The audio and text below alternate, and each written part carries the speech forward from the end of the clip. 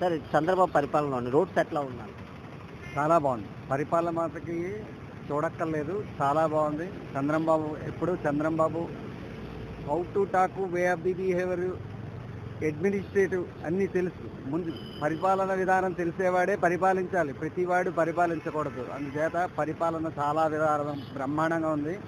చాలా ఆనందంగా ఉంది. సార్ ఇప్పుడు గతంతో పోలిస్తే మార్పు ఏమైనా కనపడ్డదా? మార్పు ఏంటంటే ప్రశాంతంగా ఉంది. ఆంధ్ర ప్రజలు ఏంటంటే మనకు ఒక రాజధాని ఉంది అని ఒక గుండె మీద చేయి వేసుకుని ఆనందంగా ఉన్నారు. ఇప్పుడు అమరావతి రాజధానిగా ప్రకటించారు. ఎట్లా ఫీల్ అవుతున్నారు?